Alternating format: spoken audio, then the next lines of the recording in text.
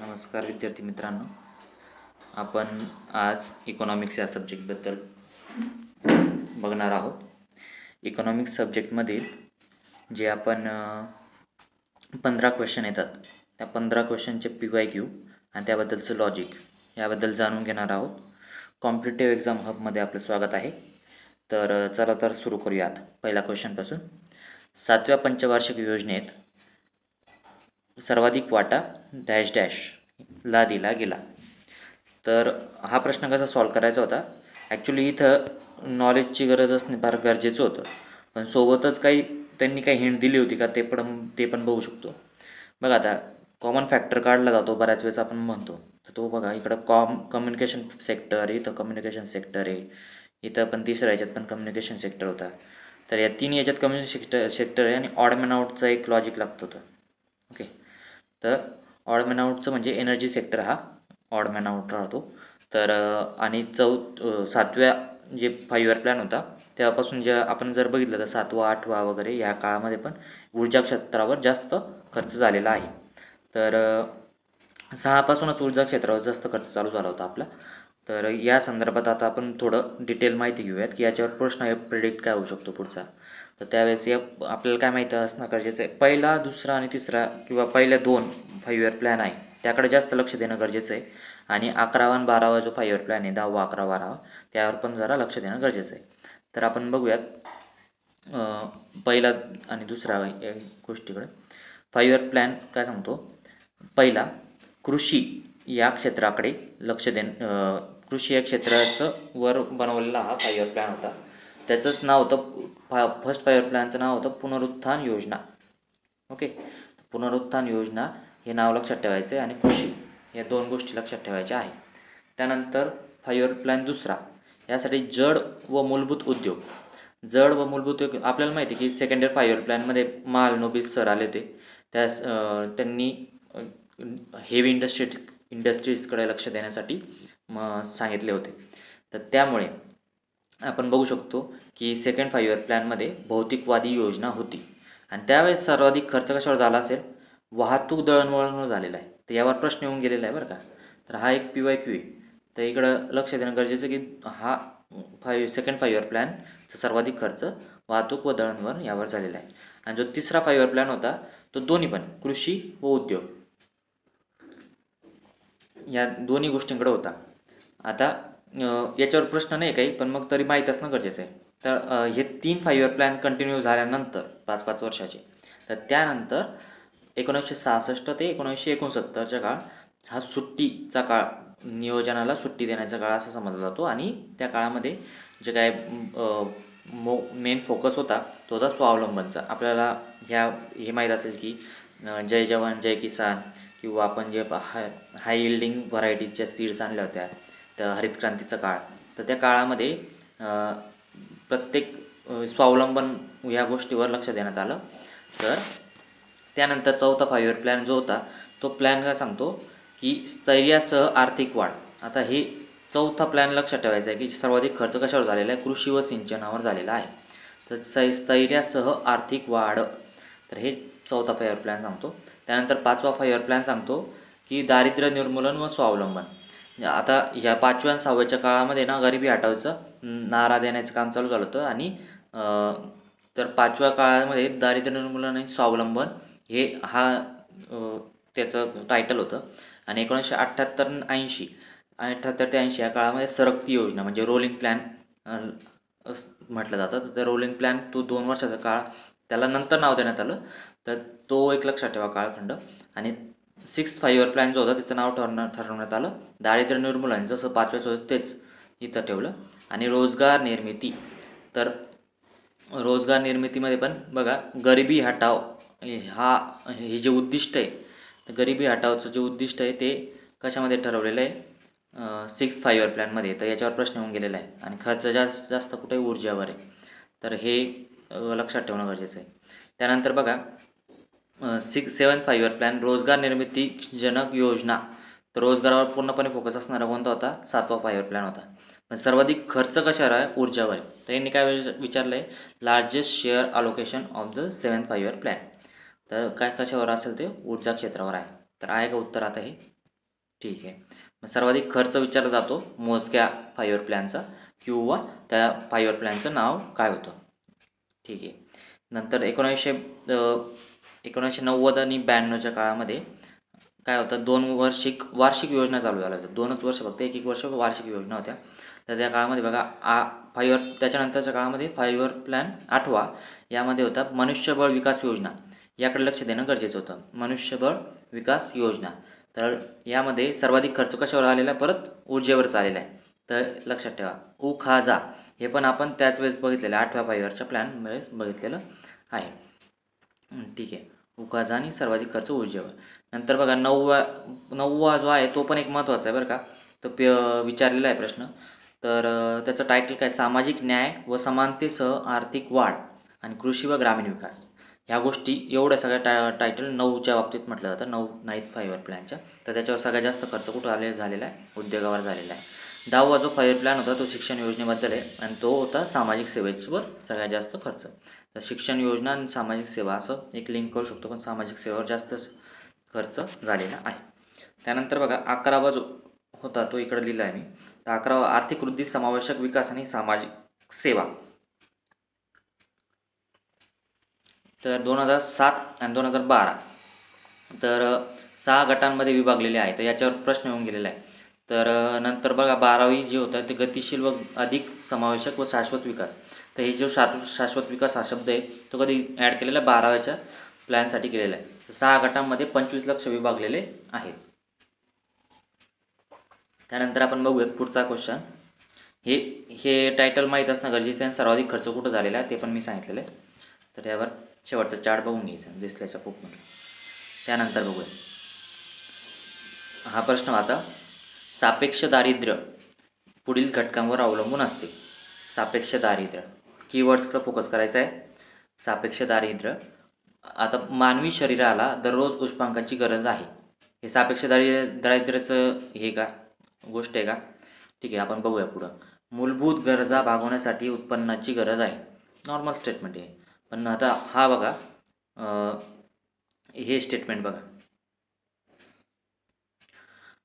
2 उत्पन्न गटाची तुलना करून अल्प उत्पन्न गट दारिद्र्यात येतो. तर हे सापेक्ष दारिद्र्याचं आहे का घटकावर, ह्या घटकावर अवलंबून आहे, तुलना. ओके. तर आपल्याला ॲब्सोल्यूट पॉवर्टी आणि रिलेटिव्ह पॉवर्टी या 2 कन्सेप्ट माहिती आहे. तर ॲब्सोल्यूट पॉवर्टी आणि रिलेटिव्ह पॉवर्टी या 2 कन्सेप्टवर लक्षात ठेवायचं की ॲब्सोल्यूट पॉवर्टी म्हणजे काय, की जिथे बेसिक गरजा कंप्लीट होत नाही अशा गरजांकडे लक्ष देण्याचं काम ॲब्सोल्यूट पॉवर्टीवर. आणि रिलेटिव्ह पॉवर्टी म्हणजे ही सगळेच एक बेसिक गरजांची नीड पूर्ण करून झालेली आहे. जसं की अमेरिकेमध्ये देशामध्ये आपण म्हणतो की एक सगळ्यांची बेसिक गरजा पूर्ण झालेल्या आहेत, पण काहींकडं गाडी आहेत आणि काहींकडं बंगले वगैरे की मोठे मोठे हे आहेत. तर काही म्हणजे तुलना केली जाते आणि कमी त्याच्यामध्ये जो कमी राहतो त्याला म्हटलं की पॉवर्टी आहे याच्याकडे. तर हे जे रिलेटिव्ह पॉवर्टी ते बाहेरच्या युरोपियन कंट्रीज किंवा वेस्टर्न कंट्रीजमध्ये दिसलं जातं. आणि जे आपल्याकडं जे आहे ते आहे ॲब्सोल्यूट पॉवर्टी आहे. ओके. तर आपल्याकडची कोणती ॲब्सोल्यूट पॉवर्टी आहे ती हा जो सी स्टेटमेंट तो तर यायलाच पाहिजे. मग इथं सी स्टेटमेंट कुठं राहिलेलं आहे, इथं आहे आणि बाकी कुठंच नाही. ओके. तर मग याच्यावरूनच काय झालं की ऑप्शन कट होतात आणि उत्तर येतं 1. ठीक आहे. आवश्यक गरजा भागवता न येण्यासारखी परिस्थिती म्हणजे दारिद्र्य होय. तर आता इथं दारिद्र्य म्हणजे ची डेफिनेशन दिलेली आहे, सापेक्षेचा संबंध आहे का नाही. तर हा ऑप्शन कटतोय, हा पण कटतोय. राहिला 2 आणि 3 1मध्ये आपण विचार केला तरी पण हे पहिले 2 जे आहे ते फक्त कन्सेप्ट सांगतं की मूलभूत गरजा भागवण्यासाठी उत्पन्नाची गरज म्हणजे सापेक्ष आहे का नाही, रिलेटिव्ह पाहिजे, तुलना केलेली पाहिजे. त्याला म्हणायचं 34चं एक उत्तर आहे. चलो. त्यानंतर बघा ऊर्जेच्या निर्मितीमध्ये पर्यावरणाच्या ऱ्हासापेक्षा डॅश डॅश या विकासाला जास्त प्राधान्य दिले जाते. काय वाटतं याच्यामध्ये? तर इथे बघा ऊर्जेच्या निर्मितीमध्ये ओके, ऊर्जेच्या निर्मितीमध्ये पर्यावरणाच्या ऱ्हासापेक्षा डॅश डॅश विकासाला जास्त प्राधान्य दिले जाते.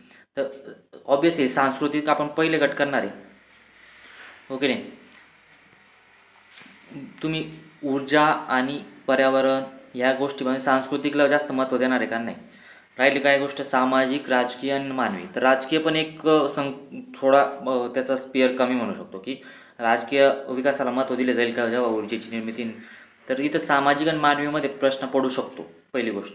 तर सामाजिकमध्ये पण बघा की मानवी विकासावर आपण कधी पण फोकस जास्त करतो की जेणेकरून बाकीच्या ज्या गोष्टी त्याच्यावरची डिपेंडन्सी सांस्कृतिकवर, राजकीयवर व सामाजिकवर, तर ह्या मानवी मानव जेवढा हे होईल, विकास होईल, तेवढा विकास बाकीच्या सगळ्या क्षेत्रांना होईल. तर मग मानवी विकास हे पहिलं ऑप्शन उत्तर येतं मोस्ट लॉजिकल वाटतं. पण हे ऑप्शन 2 आणि 3 पहिले कट केले पाहिजे इलिमिनेशन मेथडने. आणि राहिली गोष्ट वेकन 4मध्ये, तर आपण 1ला जास्त महत्त्व देत आहोत इथे, कारण की हे बेसिक लॉजिक आहे, हे याच्यामध्ये काही वेगळं नाही. चलो नेक्स्ट बघूया. भारतीय समस्यांचा अभ्यास करण्यासाठी 1995मध्ये आबिद हुसेन, आता एक एक टाईम स्केल लक्षात घ्या की काय केलेलं आहे. 1991ला आपण उखाजा म्हणजे उदारीकरण, खाजगीकरण आणि जागतिकीकरण आणलेलं होतं. आणि त्याच्यानंतरच्या 5 वर्षामध्ये ही काहीतरी स्कीम किंवा काहीतरी काय म्हणतात आयोग किंवा स्थापन केलेला आहे, अभ्यासगट स्थापन केलेला आहे. आणि त्याचे आबिद हुसेन हे अध्यक्ष होते समितीचे. तर विषय काय राहिला की आपल्या समजा वाचनात नसेल, हे ॲक्च्युली देसलेमध्ये दिलेलं आहे, पण समजा देसलेचं बुक देसले सरांचं बुक बरंच मोठं असल्या कारणाने आपण कदाचित हे वाचनातून किंवा लक्षात राहिलं नसेल, तरी पण अटेम्प्ट करायचा आहे आपल्याला आता हा प्रश्न. तर अशा वेळेस काय करायला पाहिजे की इलिमिनेशन मेथड. कॉमन फॅक्टर काय आहे याच्यामध्ये आता? ठीक आहे, उद्योग आणि उद्योग हे 2 कॉमन फॅक्टर आहे. आता काय भारतीय समस्यांचा अभ्यास करण्यासाठी आबिद हुसेन अध्यक्षतेसाठी समिती स्थापन केली. एखादी समिती स्थापन करून 1995मध्ये स्थापन केलेली समिती. तर ती कृषी क्षेत्रावर करेल का फोकस? नाही करणार, कारण की कृषी क्षेत्राचं ज्या समित्या होत्या किंवा जे काय होत्या फोकस, तो जास्त अगोदरच्या काळात आहे किंवा त्याच्यामध्ये समस्या म्हणून नाही तर वेगळा प्रकार होता, म्हणजे आपलं हायल्डिंग व्हरायटी वगैरे इकडे लक्ष देणं गरजेचं होतं. तर तो कृषी क्षेत्राचा आपण कॅन्सल करू शकतो पहिलेच. नंतर शिक्षण क्षेत्राकडे पण बघा की समस्यामध्ये अभ्यास करण्यासाठी 1995च्या काळामध्ये हे 2 नव्हते. आता राहिलं कॉमन फॅक्टरला आपण जर फोकस केला तर मोठे उद्योग की लघु उद्योग. आता MSME हा आपल्याकडं सगळ्यात जास्त चर्चेचा विषय असतो. आपल्या GDPमध्ये 30% वाटा हा MSME सेक्टरचा आहे. तर त्यानुसार जर विचार केला की 1995च्या काळामध्ये समस्या कोणाच्या असतील जास्तीत जास्त, तर लघु उद्योगाच्या समस्या असू शकतात. तर असा फक्त एक असा एक विचार करणं गरजेचं आहे की नेमकं कॉमन फॅक्टरचा विचार करून हे दोघांमध्ये कोणतं असू शकतं. तर हे लॉजिक फक्त असं डेव्हलप करणं गरजेचं आहे. तर याचं उत्तर आहे स्मॉल इंडस्ट्रीज, लघु उद्योग, ऑप्शन 4. त्यानंतर बघूयात गुन्नर मिडल. आता इथे एक हा प्रश्न सगळ्यांनाच अवघड वगैरे किंवा कुठं वाचायचा हा असा एक प्रश्न असतो. तर बघा गुन्नर मिडल हे नाव सगळ्यांसाठी नवीन होतं त्यावेळेस. आर्थिक विकासात सरकारची भूमिका म्हटलेली. तर आर्थिक विकासात सरकारची भूमिका पुढीलप्रमाणे असावी. आता काय याच्यात आहे ना, मराठी जे शब्द आहेत ना ते जर असे जड वाटत आहेत बघा. प्रतिसारक परिणाम, ओके, प्रतिसारक परिणाम निष्प्रभ करून विस्तारक परिणाम प्रभावी करणे. त्यालाच इंग्लिशमध्ये काय आहे?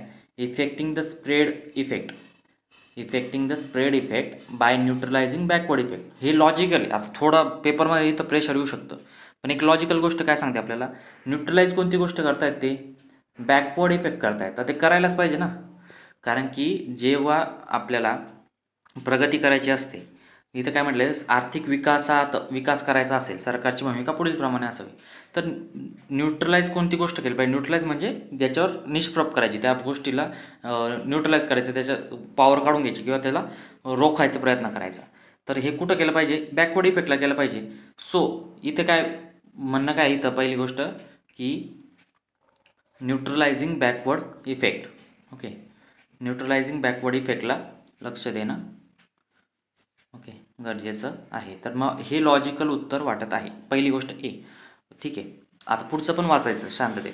न्यूट्रलायझिंग स्प्रेड इफेक्ट. आता स्प्रेड इफेक्टच न्यूट्रलाइज केला तर विकास कसं काय होणार आहे? तर बी कट होणार की नाही? मराठीमध्ये वाचूयात.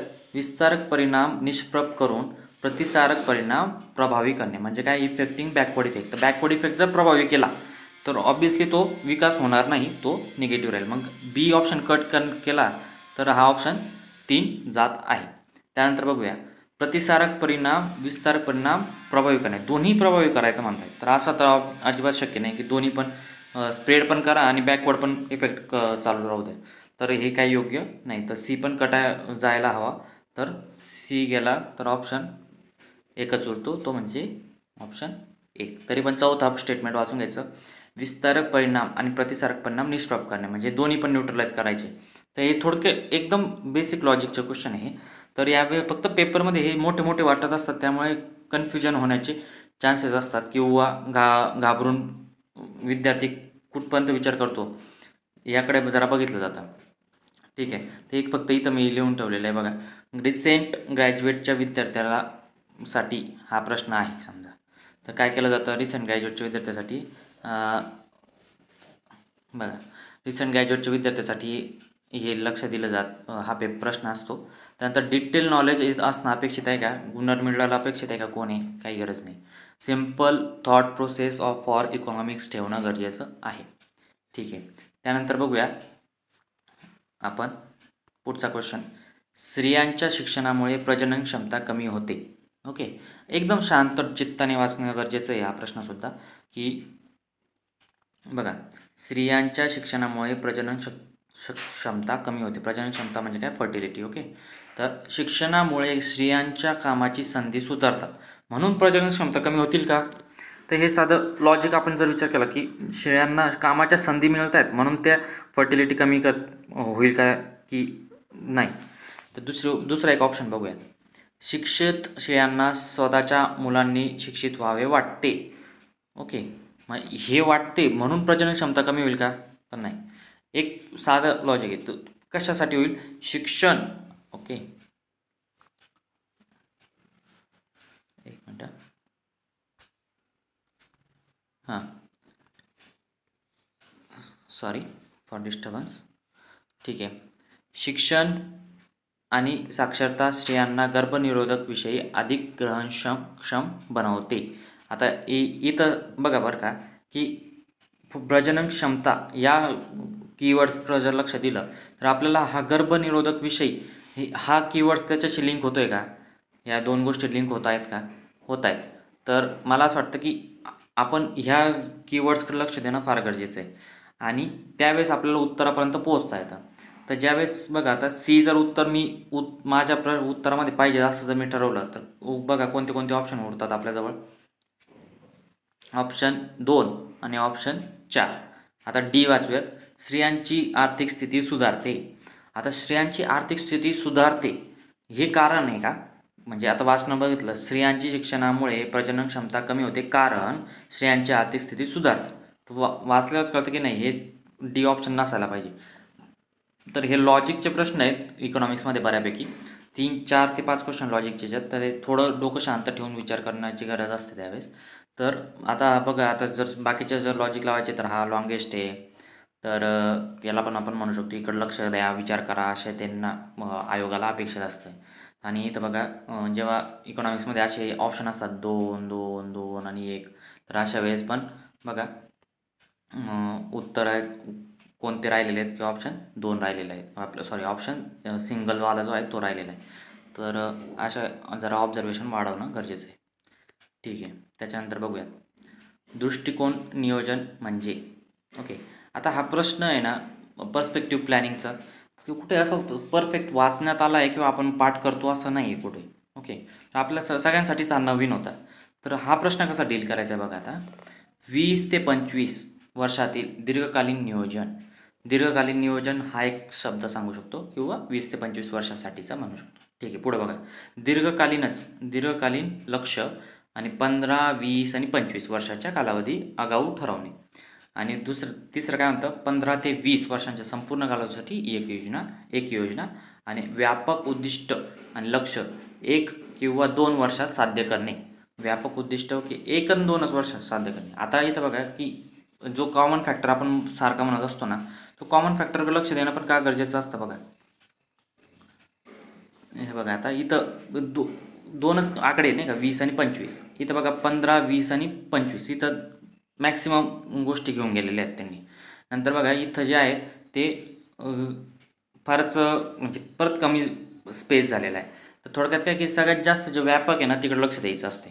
तर मग व्यापक हा शब्द मी तुम्हाला वारंवार सांगेल की व्यापक गोष्टींकडे लक्ष द्या आणि ते उत्तर असेल. आता इथं एक साधं लॉजिक पण आपण म्हणू शकतो की बघा, हे लॉंगेस्ट आहे वाक्य, तर इकडं विचार कर बाबा असं आयोग सांगते, विचार कर यावर, तेच लिही असं नाही, पण विचार कर याच्यावर की काय असेल का, लॉजिक असेल का. तर अशा वेळेस आपण काही वाचलं आहे ते आठवायला जायचा प्रयत्न करायचा नाही. यावेळेस फक्त काय की तो प्रश्न तिथल्या तिथं डील करायचा आहे आपल्याला, तर कसा करणार आणि उत्तर लिहायचंच आहे अशा वेळेस. तर काय करायला पाहिजे, तर हा ऑप्शन जातो, हा ऑप्शन जातो, राहिला काय 1 आणि 2 मध्ये विचार करायचा. तर 20 आणि 25 आणि 15 20 25 आहे, तर 20 आणि 25 दुसऱ्या याच्यात पण कवर होत आहेत, तर मग काय हरकत आहे का, मग ऑप्शन 1 लिहायचं अशा वेळेस. ठीक आहे, चलो नेक्स्ट वाचा. अन्न सुरक्षामध्ये खालील अवस्थांचा, ओके ठीक आहे, अवस्थांचा समावेश होतो, त्यालाच इंग्लिशमध्ये काय म्हटलेलं, स्टेजेस. तर अशा वेळेस व्यापक उत्तर ठेवणं गरजेचं आहे. ओके, आणि आता बघा बरं का, अवस्थांमध्ये ना म्हणजे बेसिक चुका काय झाल्या त्या बघा प्रश्नांमध्ये, म्हणजे आपल्या उत्तर देण्यामध्ये, की ऑप्शन डी वाचला इथं सगळ्यांनी, आणि डीमध्ये काय काय येतं आहे, अन्नधान्य, डाळी, दुधाचे पदार्थ, भाजीपाला, फळे, मासे पर्याप्त मात्रेत उपलब्ध होणे. आता बघा पहिलं ऑप्शन वाचतो, सर्वांना सर्वांना पर्याप्त मात्रेत अन्नधान्य उपस्थित होणे. आता अन्नधान्य इथं पण आहे, इथं पण आहे. ओके, सर्वांना अन्नधान्य, डाळी पर्याप्त मात्रेत उपलब्ध होणे. आता इथं डाळी एक्स्ट्रा झालं, ते बीमध्ये पण दिले. इथं बघा अन्नधान्य, डाळी, दूध भाजीपाला पर्याप्त मात्रेत. आता इथं काय दुधाचे पदार्थ आणि भाजीपाला, आणि इथं एक्स्ट्राचे काय दिलेले, फळे, मांस आणि. तर अशा त्यांनी काय, आपण काय विचार करतो की ह्या सगळ्या गोष्टी शेवटच्या ऑप्शनमध्ये कवर होत आहेत, तर ऑप्शन डी असणं बरोबर आहे ना. ऑप्शन 1 नंबरला दिलेलं आहे त्यांनी. ओके, तर थोडं थांबायचं, विचार करायचं की नेमकं 1 मारू की पुढचे पण ऑप्शन एकदा बघून घ्या. ए बी म्हणजे हे 2च, ए बी सी म्हणजे हे 3, आणि ए बी सी डी म्हणजे हे 4. आता विचार करण्यासारखी गोष्ट आहे की अशा वेळेस त्यांनी प्रश्न काय विचारला आहे परत त्याच्याकडे जाणं गरजेचं आहे. म्हणजे एकदा पूर्ण प्रश्न वाचून झाला की परत प्रश्नाकडे जायचं की अन्न सुरक्षामध्ये खालील अवस्थांचा समावेश होतो. अवस्था विचारलेल्या आहे त्यांनी, ही जर तुम्ही एक कन्सिडर केलं तर ही एकच अवस्था होईल ना, बाकीच्या अवस्थांचं कुठं उल्लेख आहे का याच्यामध्ये. तर थोडंसं त्यावेळेस अलर्टनेस असणं गरजेचं आहे आपल्याला. तर 1 आणि 4मध्ये जर कन्फ्युजन होतं तर त्यावेळेस पण बघा आता की हा ऑप्शन जो 4 आहे तो व्यापक उत्तर देतो आहे. तर उगीचच आपण मग इथं घाई करून फक्त पहिल्यावर थांबायचं आणि बाकीचे ऑप्शन वाचायचेच नाही आणि पुढं निघून जायचं, तर हे चुकीचं आहे. मोठे प्रश्न दिसतात तेव्हा शांततेत काळजीपूर्वक वाचणं गरजेचं आहे. ठीक आहे, त्याचं उत्तर 4 होतं. नेक्स्ट बघूया. आता बघा, हा अर्थशास्त्र हे कुबेराची पूजा करणारे शास्त्र आहे अशी टीका कोणी केली. आता हे सोर्स आहे का आपल्याकडं कोणता, हा एक कोणताच सोर्स नाही आपल्याकडं. ओके, तर हे आपलं म्हणजे जे आपण जे बेसिक स्टँडर्ड बुक वापरतो त्याच्यामध्ये कुठंच आपल्याला वाचायला मिळणार नाही. पण एक आपण म्हणू शकतो की बाकीचे आपल्याला स्कॉलरची नावं माहिती. आता रिकॉर्डो आपण वाचलेला असतो, रिकार्डोची परकीय व्यापाराच्या बाबतीतची थेरी आहेत किंवा बऱ्याच बाकीच्या पण गोष्टी आहेत लँडच्या रिलेटेड, आणि मालतसं पॉप्युलेशनच्या बाबतीत आहे. तर हे याच्या बाबतीत येईल का कुबेराची पूजा करणारं शास्त्र आहे अर्थशास्त्राच्या डेफिनेशनमध्ये. तर कदाचित थांबूया आपण की चला आपल्याला माहीत नाही, तर विचार एवढं तर कळालं आपल्याला की रिकार्डो काय होता आपल्याला माहिती आहे, अभ्यासातला आहे. मालतस पण माहिती आहे. आता इथं बघ केन्स आणि कार्ल मार्क्स. तर केन्स हा कॅपिटलिस्ट कंट्रीजचा होता, अमेरिकन कंट्रीजचा होता, आणि कार्ल मार्क्स आपल्याला माहिती आहे की कार्ल मार्क्सची कन्सेप्ट काय. तर मार्क्सिझम सांगणारे कार्ल मार्क्स आणि केन्सचं कॅपिटलिस्ट. तर आणि हे इकडं बघा चेंबरलिन रॉबिन्स आणि कार्लाइल आणि रस्किन्स. आता हे जे दोन आहेत ते अपोजिट आहे. हे जे केन्स आणि कार्ल मार्क्स ते अपोजिट आहे, त्याच्यामुळे तो ऑप्शन कटतो. ठीक आहे, रिकार्डो आणि माल्थस आपल्याला माहिती परकीय व्यापारांच्या बाबतीत, त्याच्यामुळे तो पण कट केला पाहिजे. आता राहिलं काय, ज्यांचं देसलेचं बुक व्यवस्थित वाचन असेल, देसले सरांचं बुक, तर त्याच्यामध्ये पण बघा की चेंबरलिन रॉबिन्सन हे जे आहे ते आपल्या वाचनात येण्यासारखं असते. म्हणजे हे जे स्कॉलर्स आहे हे वाचण्यात आहे, आणि 3 कार्लाइल आणि रस्किन हे पूर्णपणे नवीन होते, आणि ज्याचं इकॉनॉमिक्सचं वाचन किंवा अभ्यास आहे त्याच्यासाठी हे जे स्कॉलर्स आहे कुठेही वाचण्यात आलेले नव्हते. तर अशा वेळेस 3 की 4 याच्यामध्ये कन्फ्युजन होणं साहजिक आहे, पण पहिले 2 तर ऑप्शन कट करणं त्यावेळेस गरजेचं होतं. आणि जे तिसरं आणि चौथं आहे यामध्ये थोडा विचार करून आपण एक उत्तरापर्यंत पोहोचणं गरजेचं होतं. म्हणजे हा एक प्रश्न म्हणू शकतो आपण की जरा डाऊटफुल होता की चुकण्यासाठी आहे की काय असं वाटू शकतं, पण तरी पण उत्तरापर्यंत पोहोचण्याचा आपण प्रयत्न करून काही ना काही लॉजिक लावण्याचा प्रयत्न करायचा. तर एक ऑड मॅन आउटचं लॉजिक लागतं आहे, नंतर एक इलिमिनेशन टेक्निक आपण वापरली, आणि बाकी आपला अभ्यास तर आहेच, त्याच्यावर पण ऑप्शन 3 याचं उत्तर आहे. ओके, तर त्यावेळेस कॉल घेणं गरजेचं असतं या अशा गोष्टी. पण फक्त घाबरून न जाता, असा प्रश्न कधी वाचला नाही किंवा अशा वेळेस काय करायला पाहिजे, तर त्यावेळेस घाबरायची काही गरज नाही. थोडा विचार करायचा की हा प्रश्न नेमकं कोणत्या हेतूने विचारलेला आहे. ठीक आहे, आता बघा हा प्रश्न ॲक्च्युली याची डेटच माहीत पाहिजे होती, पण तरीही त्यांनी सोपं करून ठेवलेलं आहे आपल्यासाठी. तर बघा त्यांनी काय केलेलं आहे, भारतातील लिंग गुणोत्तराच्या अंतिम सुधारित आकडेवारीनुसार मुलींच्या संरक्षण सबलीकरण करण्यासाठी बेटी बचाओ बेटी पढाओ अभियानाला केव्हा सुरुवात झाली. त्यांना काय पाहिजे, डेट पाहिजे. 22 जानेवारी सगळीकडे आहे, इथं फक्त नाही 22 जानेवारी. ओके, तर थोडं थांबा. आता इकडं बघा, आता 2016, 2018, 2015 आणि 2015 आणि 22 जानेवारी सगळीकडे. आपण जे कॉमन फॅक्टर काढतो त्याच्यामध्ये बघा विचार केला तर 22 जानेवारी इथं आहे. ओके, नंतर 2016, 2015 आणि 2015 इथं आहे. 2016, 18 तर हे दोन्ही पण फॉलो होणारे कॉमन फॅक्टर कुठे आहे, ऑप्शन नंबर 3मध्ये. ते 3 लिहायची, मागं पुढं पाहायचं नाही, 3च उत्तर यायचं आणि विषय क्लोज. म्हणजे बघा ज्यांचा अभ्यास नाही आहे त्यांच्यासाठी पण हे कॉमन फॅक्टरचं लॉजिक लागू शकतं, आणि ज्यांचा अभ्यास आहे तर त्यांनी बेसिक काही जे स्कीम्स आहे, बेटी बचाओ, MG नरेगा किंवा नॅशनल रूरल लिव्हलिहूड मिशन किंवा आपले जे हे बाकी जे महत्त्वाचे जे स्कीम्स आहे ना, आरोग्याच्या बाबतीत, महिला आणि बालकांच्या बाबतीत, ह्या स्कीम्सकडे जरा लक्ष देणं गरजेचं आहे. त्या स्कीम्स दरवर्षी त्याच भोवती फिरतात की हे ठराविक स्कीमचे डेट्स आपल्याला माहीत पाहिजे. तर त्याच्यामध्ये आपण हे सध्या तरी लक्षात ठेवणं गरजेचं आहे. 22 जानेवारी 2015. ठीक आहे, आता बघा हा एक प्रश्न होता. हा प्रश्न सगळ्यांसाठी त्यावेळेस नवीनच आहे की हा नेमका कुठून आला, काय आपल्याला माहीत नाही. ओके, तर दत्तम सुंदरमच्या बुकमध्ये, सरांच्या बुकमध्ये ते आहे असं सोर्सेस सापडले. पण आता ते दत्तम सुंदरम बुक वाचायला हवं का, तर तसं अजिबात नाही आहे. अशा वेळेस आपल्याला काही प्रश्न हे सोडावे लागतात. तर इकॉनॉमिक्सच्या 15पैकी 11चं टार्गेट किंवा 12चं टार्गेट मिनिमम पाहिजे. तर हा जर प्रश्न चुकला तर मी म्हणेल की ठीक आहे, काय हरकत नाही. पण तरी पण बघा याच्यामध्ये आपलं उत्तरापर्यंत पोहोचायचं असेल तर कसं, एक बघूयात. इथं बघा 12व्या पंचवार्षिक योजनेच्या अंतिम उद्दिष्टांमध्ये किंमत वाढीचा दर किती टक्के स्थिर ठेवणे आवश्यक होते. किंमत वाढीचा दर किती टक्के स्थिर ठेवणे आवश्यक आहे. तर इथं ऑप्शन्स बघितले तर 4.5 ते 5. ओके, 3.5 ते 5. इथं 4 ते 5 मी हा पहिले कट करेल, कारण की इथं एकदम स्पेसिफिक दिलेलं आहे 4.0 आणि 5.0. तर हे काय असं थोडं विचित्र आकडे नाही, हे एकदम राऊंड फिगरमधले आकडे. तर मी हा राऊंड फिगरचा ऑप्शन कट करेल. इथं पण बघा 4.5 ते 5.5, तर हा पण मी ऑप्शन एक कट करेल. इथं 4.5 आणि एकदम परफेक्ट सांगितलं 4.5 ते 5.5. आता हे वियर्ड लॉजिक आहे, पण तरी पण बघा बरं का कसं काम करतं आहे. आणि इथं बघा 5.0, 5.0, 5.0. ओके, 3 ठिकाणी. ओके, आणि 4.5, 4.5 हे 2 ठिकाणी. तर हे कॉमन फॅक्टरचं जे लॉजिक आहे ते पण लागतं आहे.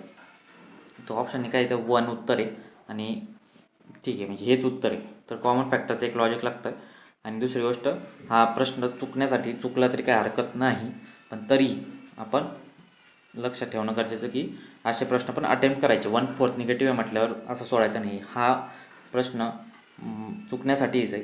जरी तुम्हाला वाटलं की एखादं 95चा अटेम्प्ट करायचे मला, किंवा 95+ अटेम्प्ट ठेवायचा आपल्याला नेहमी, तर 95+मध्ये जर जे 5 सोडणार आहे तुम्ही किंवा 4-5 सोडणार आहे, त्याच्यामध्ये हा सोडला तर काय हरकत नाही. मग मी म्हणेल की इट्स ओके, काय प्रॉब्लेम नाही. चला पुढचा प्रश्न घेऊया. हिगिन्स. आता हिगिन्सचं नाव पण एक नवीन आहे बरं का. म्हणजे इकॉनॉमीचे क्वेश्चन बघा की त्या ठिकाणी जाऊन आपल्याला अटेम्प्ट करायचे आहे. आपल्याला पहिल्याचा अभ्यास फार कमी प्रमाणात किंवा कोणत्या ठराविक गोष्टींचा अभ्यास करायचा आहे चांगला, ते की आपण एक याच्यात बघतो आहे कोणत्या प्रश्नामध्ये. ठीक आहे, तरी बघू वाचूया आता. हा हिगिन्सच्या यांच्या मते लोकसंख्येत होणारी वाढ ही डॅश डॅश असते, ठरू शकते वगैरे. ते आता बघूया. विकसित देशात स्वयंप्रेरित गुंतवणुकीला प्रेरणा ठरू शकते. इट्स ओके, चांगली गोष्ट आहे. दुसरी गोष्ट, अविकसित देशात प्रेरक गुंतवणूक ठरवू शकते. आता दोघं पण कॉन्ट्रडिक्शन करतायत ना स्टेटमेंट, हा पण आणि हा पण. तर दोन्ही पण येणार नाही, मी तर एकच काहीतरी होईल दोघांपैकी. तर ऑप्शन मी एक कट करेल. ओके. त्यानंतर बघा, विकसित देशात केवळ प्रेरित गुंतवणुकीला प्रेरक ठरू शकते. तर हा केवळ शब्द पण एक एक्स्ट्रीम शब्द म्हणून बघितला जातो. तर सी कट करेल मी. तर सी कट करेल म्हटल्यावर ऑप्शन 4च आहे. तर 1 आणि 4 गेला, राहिला काय सिंग्युलर ऑप्शन ए आणि डीमध्ये विचार करायचा आहे. आता डी वाचूयात. विकसित देशात स्वयंप्रेरित गुंतवणुकीला निरुत्साहित करते. तर लोकसंख्येत होणारी वाढ ही निगेटिव्ह अँगलनी बघितली आहे का पॉझिटिव्ह अँगलनी, इथं फक्त डाऊट होऊ शकतो. म्हणजे याच्यामध्ये विचारच करायचा ठरला आपला, तर आपण विचार करू शकतो की एक का ए का डी असा विचार करू शकतो. पण आता बघा, प्रेरक ठरते आणि हा एक निरुत्साही सांगतोय. तर हे काय विचार करतोय, हा निगेटिव्ह स्टेटमेंट आहे. तर हे एक लॉजिक असते, निगेटिव्ह वाक्य असेल तर ते एक सहसा उत्तर म्हणून कट केलेलं पाहिजे. तर पॉझिटिव्ह गोष्टी सांगणारे कधी पण वाक्य असतात. तर हे लॉजिक किती वेळ वाटत असलं तरी पण आहे की एखादा निगेटिव्ह वाक्य काय बनवेल ना एखादा हे स्टेटमेंट. म्हणजे हिगींसारखा व्यक्ती जर बनवतोय तो काहीतरी सांगेल की असं असं होऊ शकतं, प्रेरक ठरू शकतं किंवा काय करेल. तर अशा पद्धतीने ए आणि डीमध्ये कन्फ्युजन होण्यासारखं आहे. बघा, आपण तरी पण 50-50पर्यंत पोहोचतो आहे. अशा वेळेस कॉल घेणं गरजेचं आहे त्यावेळेस. तर 47चं उत्तर 1 दिलेलं आहे त्यांनी, ऑप्शन नंबर 3. ओके, ठीक आहे. त्यानंतर बघूयात, पॉवर्टी गॅप इंडेक्स हा निर्देशांक खालीलपैकी कोणत्या कारणासाठी काढला जातो. ठीक आहे. तर इथं बघा, आता असे गौरव दत्त आणि मार्टिन रॅव्हलिनच्या रिलेशनने सांगितलं. आता हा आहे ना मागच्या वर्षीच, म्हणजे हा जेव्हा 2024चा जेव्हा प्रश्न पेपर झालेला आहे ना, त्याच्या मागच्या वर्षीच्याच एका पेपरमध्ये कंबाईनच्या कुठे तर हा प्रश्न येऊन गेलेला आहे, फक्त वेगळ्या फॉर्मॅटमध्ये होता. तर गौरव दत्त आणि मार्टिनच्याच फक्त पॉवर्टी गॅप इंडेक्सवर आलेला होता. तर याचं उत्तर काय बघा बरं का, दारिद्र्य दूर करण्यासाठी किती कॅलरीची कॅलरीचं सांगितलं का यांनी काही नाही. कॅलरीजचं सांगणारे दांडेकरण रथ होते आणि त्याच्यानंतरचे सबसिक्वेंट होतात, ते जाऊ दे. त्यानंतर दारिद्र्य दूर करण्याकरता किती उत्पन्नात तूट भरून काढावी लागेल, उत्पन्नात तूट. ओके. तर हे फक्त प्रश्नाच्या फॉर्मॅटमध्ये त्यांनी दिलं आणि PYQमध्ये एक नॉर्मल स्टेटमेंट होतं, कळालं. तर ऑप्शन 2 याचं उत्तर आहे. ठीक आहे. पुढं बघूया, दारिद्र्य दूर करण्याकरता किती दरडोई उत्पन्नात वाढ करावी लागेल. दरडोई उत्पन्नाचा काही संबंध इथं नव्हता. तर ते पर कॅपिटा मंथली इन्कम वगैरे जो आहे तो किंवा एक्सपेंडिचर जे होता ते दुसऱ्या याच्यात होता. आता पॉवर्टीचे रिलेटेड दरवर्षी एक प्रश्न असतो. ओके. तर पॉवर्टीचे जे समित्या आहेत किंवा जे काही आयोगाने केलेले जे अभ्यास गट आहे तर त्याचा अभ्यास करणं गरजेचं आहे. त्यामध्ये काही जे फॅक्ट्स आहेत ते फार महत्त्वाचे आहे. इथं मी काही तुम्हाला उदाहरण म्हणून दिलेले आहेत ते बघा. ठीक आहे. ओझा जी समिती होती 1960 साली, त्यांनी सांगितलं per capita monthly capital expenditure, त्याच्यावर लक्ष ठेवणं गरजेचं होतं, कन्झम्पशन एक्सपेंडिचर. ठीक आहे. तर ते किती मंथली एक्सपेंडिचर हे त्यांनी सांगितलं. तर ओझाची एवढी बेसिक गोष्ट लक्षात ठेवणं गरजेचं म्हणून ते महत्त्वाचं म्हणून मी सांगितलं. नंतर दांडेकर रथ 1960 सालचेच आहे, त्यांनी 2250 कॅलरी, आता हा आकडा महत्त्वाचा आहे, 2250 कॅलरीज. त्यांनी अर्बन पॉवर्टी जास्त सांगितली रुरल पॉवर्टीपेक्षा. तर एकमेव अशी समिती की ज्यांनी अर्बन पॉवर्टी जास्त सांगितली, बाकी सगळ्यांनी रुरल पॉवर्टी सगळ्यात जास्त सांगितली. आता हे मिनाज बर्दन अहलवाले MBA म्हणू शकतो. तर हे चारी रुरल रिलेटेड होत्या. तर मिनाज जे होत्या ते 1960 साली 59.4% पॉवर्टी सांगितली, म्हणजे किती सगळ्यात जास्त पॉवर्टी सांगणारी ही हा आकडा होता. त्याच्यावर पण प्रश्न येतो. नंतर बर्दन समिती होते, मासिक दरडोई खर्च ₹15 असणे योग्य आहे. आणि त्यांनी बर्दन यांनी सांगितलं होतं की जे CPI जे आपण मोजतो त्याच्यावेळी CPI AL मोजा, म्हणजे ॲग्रिकल्चरल लेबरसाठीचा इन्फ्लेशन इंडेक्सचा मोजा आपल्या. ओके. तर तो CPI कुठं मोजायला हवा ते सांगितलेलं आहे बर्दननी. आणि अहलवाल्यांनी एक महत्त्वाची फक्त फॅक्ट सांगितली की जे 15 सांगितलेले मागच्या वेळेस तेच 15 कंटिन्यू करा असं त्यांनी सांगितलेलं आहे.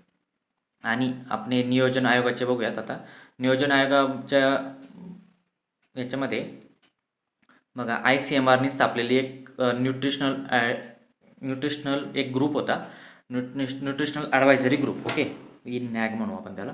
तर तो 2300 कॅलरी आणि 62 ग्रॅम प्रोटीन, 2300 कॅलरीचं कार्बोहायड्रेट हे द्या तुम्ही, कॅलरीज द्या एनर्जी, आणि 62 ग्रॅम काय द्या प्रोटीन द्या. तर याबाबत सांगितलं होतं ICMRनी. नंतर 1962 सालची धनंजयन गाडगीळ एक समिती होती, धनंजयन गाडगीळ यांची मिनिमम स्टँडर्ड लिव्हिंगसाठी एक वर्किंग ग्रुप होता, तो 1962 होता. हा इयर जे आहे ना ते महत्त्वाचं आहे. ओके.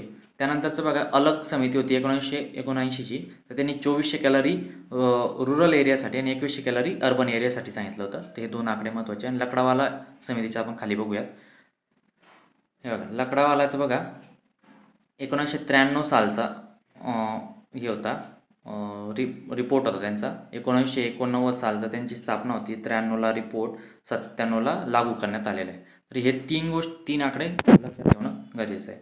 त्यामुळे त्यांनी URP ओके आणि MRP याबद्दल त्यांनी बोललं होतं. मिक्स रिकॉल पिरियडबद्दल बोललं होतं. तर हे दोन्ही गोष्टी आहेत. त्यानंतर बघा हे फक्त आकडे बघा 1999 साली त्यांची त्यांनी पॉवर्टी सांगितली 26%, 26.1%. आणि इकडं ओडिसा हा सगळ्यात पॉवर्टी असलेला देश त्यांनी सांगितलेला आहे. राज्य सांगितलेलं आहे. ते किती पॉवर्टी होती? 47.2%. 2004-05च्या काळामध्ये त्यांनी 356 ते 538 असे त्यांनी हे सांगितले आणि 27.5% पॉवर्टी सांगितली होती. आणि त्यांनी कॅलरी किती सांगितले? 2450 कॅलरी लकडावाल्यांनी सांगितलेले होते. ठीक आहे. परत तेंडुलकर समितीचं बघूयात. तेंडुलकर समिती 2009 सालची होती. तेंडुलकर समिती 2009 साल, 2015ला स्थापन, 2009ला रिपोर्ट. त्यांनी ठीक आहे MRPबद्दल बोललं होतं त्यांनी, मिक्स रिकॉल पिरियडबद्दल. त्यांनी 3 त्रुटी सांगितल्या होत्या. तर त्या 3 त्रुटी बघा फक्त अन्न घटकच तुम्ही पॉवर्टीसाठी वापरू नाही, त्यासाठी अजून काही गोष्टी तुम्ही ॲड कराव्यात ज्यांनी पॉवर्टी मोजता येऊ शकतात. ही एक त्रूट सांगितली. त्यानंतर सांगितले CPI हा सदोष आहे. तर याबद्दल त्यांनी बोलले होते. कन्झ्युमर प्राईस इंडेक्स हा सदोष आहे असं सांगितलं. आणि नंतर एज्युकेशन हेल्थ हा शासनच खर्च करायला हवा हे पण त्यांनी सांगितलं होतं. तर याच्यामध्ये हे महत्त्वाचे आकडे बघा, हे बेसिक आकडे एकदम. तर त्याच्यामध्ये 2004-05ला ओडिसा हा राज्य त्यांनी सगळ्यात पॉवर्टी असलेलं राज्य म्हटले. 2009-10साठी बिहार आणि 2011-12च्यासाठी छत्तीसगड. हे 3 त्यांच्या फॉर्म्युल्यानुसार जे आपण पॉवर्टी काढली त्याच्यामध्ये हे 3 राज्यांचं लक्षात ठेवणं गरजेचं आहे. 3 वर्ष लक्षात ठेवा आणि त्याचे राज्य लक्षात ठेवा. आता बघा 2004-05 साली होतं 446 आणि 578. हे जे आहे रुरल आणि अर्बनसाठीचा खर्च सांगितलेला आहे त्यांनी. तर रुरलमध्ये 446 रुपये खर्च लागेल आणि त्याच्यापेक्षा जर उत्पन्न असेल तर त्यावेळेस त्याला म्हटलं जातं इथं पॉवर्टी. आणि अर्बनमध्ये 578. आणि जर पॉवर्टी किती म्हटलेली 2004-05 साली 37%, म्हणजे सगळ्यात जास्त 37% 2004-05 साली होती. त्यानंतर बघा 2009-10 साली फक्त हा आकडा लक्षात ठेवा 29.8. आणि 2011-12साठी बघा 816, म्हणजे पर डे किती होतात ते 26 रुपये. 816 मंथली बरं काय. हे रुरल खर्च आहे 816 रुपये आणि 1000 रुपये हा अर्बन खर्च आहे, तर तो 32 रुपये पर डे होतो. आणि त्याचंच पॉवर्टी होते त्या वर्षीची 21.9% इंडियाची पॉवर्टी होती. तर हे जे महत्त्वाचे आकडे, हे काही आकडे आपल्याला लक्षात ठेवणं गरजेचं पडतं. हे तेंडुलकर समितीने सांगितलेले आकडे. त्यानंतर फक्त आता शेवटचं एक बघूयात, रंगराजन समिती. रंगराजन समिती 2012ची होती.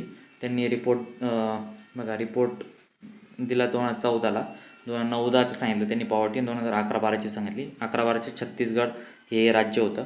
त्यांनी 972 रुरल एरियासाठीचा खर्च सांगितला आणि 1407 हे अर्बनसाठीचा खर्च सांगितला. तर तो पर डे होतो 972चा पर डे खर्च होतो 32 रुपये आणि 1407चा पर डे खर्च अर्बन एरियामध्ये होतो 47 रुपये पर डे खर्च आहे. तर 2009-10साठीचा पॉवर्टी किती 38.2%. एवढी तर कोणी सांगितलं? तेंडुलकरनी सुद्धा सांगितले नव्हते. एवढी पॉवर्टी रंगराजन यांनी सांगितली होती. आणि 2011-12साठी यांनी 29.5 सांगितली होती. तर ती खूप झाली. आणि तेंडुलकरांनी सांगितली होती 21.9%. तर आपण ह्या दोघांपैकी कोणता तेंडुलकर समितीचाच अहवाल हा फॉलो करतो आणि त्यांचाच फॉर्म्युला यूज करून पॉवर्टी काढली जाते सध्या आपण. ठीक आहे. त्यानंतर बघा रंगराजन समितीने हे जे आहे 21.55 कॅलरी रुरलसाठी सांगितली आणि 2090 कॅलरी हे अर्बन एरियासाठी सांगितली होती. त्यांनी MMRP वापरला होता,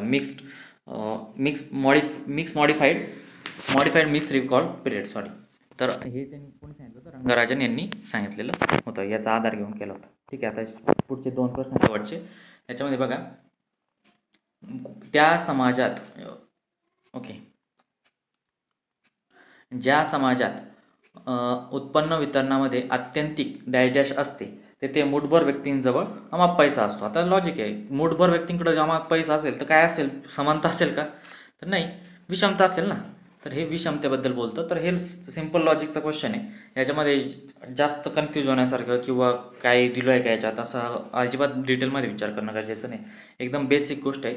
या समाजात उत्पन्न वितरणामध्ये काय असते, विषमता असते. मूठभर व्यक्तींसमोर आम्हाला पैसा आहे तर ती विषमता आहे. ठीक आहे, तर हा सोपा प्रश्न होता, याच्यात सगळ्यांचं बरोबर द्यायला पाहिजे.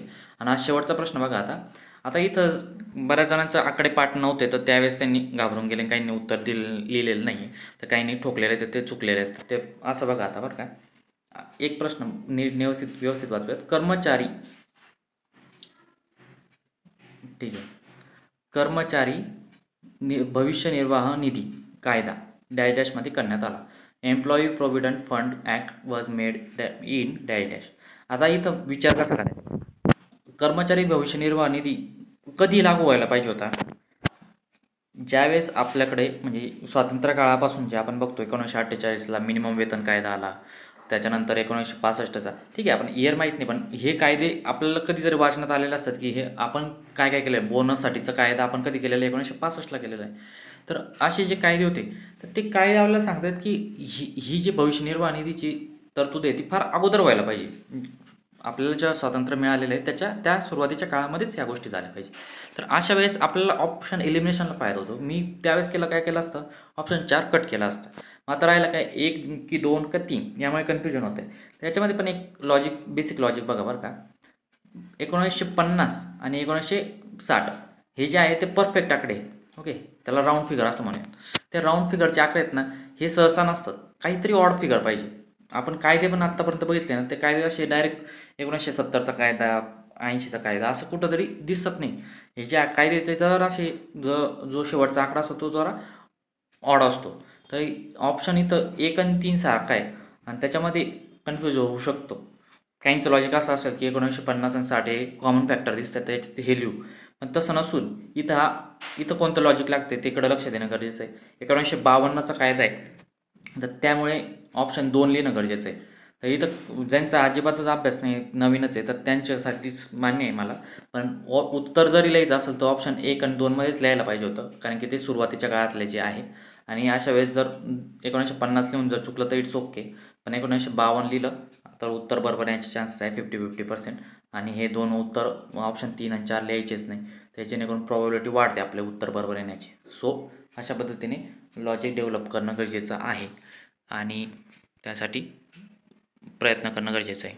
तर ठीक आहे, काही पुढचं पण सेक्शन आपण लवकरच घेऊयात. खूप खूप शुभेच्छा आणि काही डाऊट असेल तर विचारू शकता. धन्यवाद.